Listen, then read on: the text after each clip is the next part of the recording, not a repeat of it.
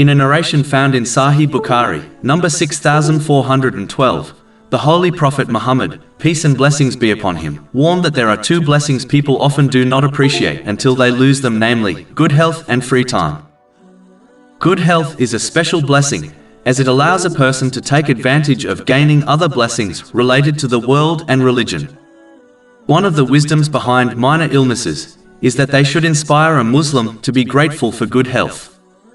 True gratitude is when one uses the blessings they possess, in this case good health, in the correct way as prescribed by Islam.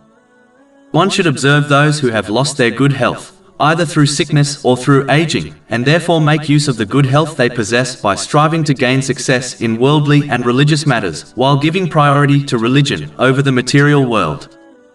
For example, one should use their good health to journey to the mosques in order to offer their prayers with congregation before a time comes when they desire to do this, but do not possess the physical strength to do so. They should keep voluntary fasts, especially during the short days of winter, before they lose their good health. They should strive to offer the voluntary night prayer regularly, as it is the best voluntary prayer, according to a narration found in Sunnah and Nasai, number 1614. The amazing thing about utilizing one's health correctly is that when they eventually lose it, Allah, the Exalted, will continue to grant them the same reward they used to receive when doing good deeds during their good health. This has been advised in a narration found in Imam Bukhari's Adab al-Mufrad, number 500. But those who live in heedlessness will fail to utilize their good health, and therefore receive no reward during their good health or when they fall sick. One aspect of appreciating and showing true gratitude for good health is to help those who have lost their good health according to one's means, such as emotional or financial help.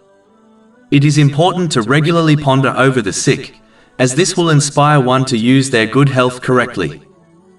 Finally, those who utilize their good health correctly will be supported by Allah, the Exalted, during their periods of sickness. Whereas those who do not will not receive this support and will therefore become impatient when facing sickness. This negative attitude will only lead to further trouble for them and cause them to lose out on much reward. Everything in this material can be bought, even through illegal means, except time.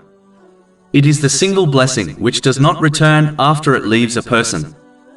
Even though this reality is not denied by anyone irrespective of their faith yet, many Muslims do not appreciate and make good use of the time they have been given.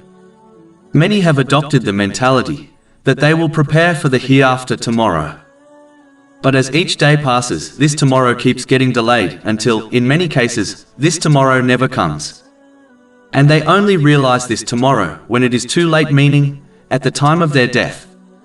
Those who are fortunate enough to reach this tomorrow during their lives may inhabit the mosques when they reach elderly age, but as they have dedicated so much time and energy to the material world, their bodies might be in mosques yet their hearts and tongues are still engrossed in the material world. This is obvious to those who regularly attend mosques.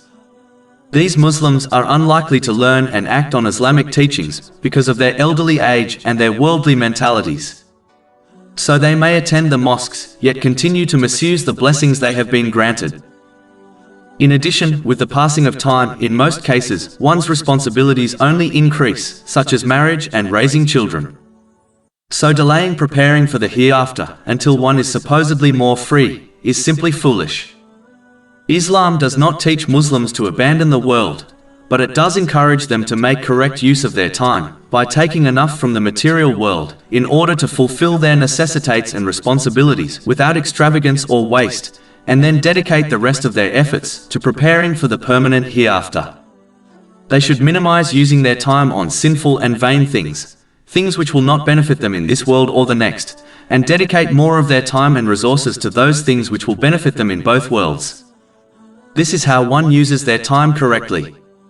How many Muslims can honestly say they dedicate the majority of their efforts to preparing for the eternal hereafter over beautifying their temporal world?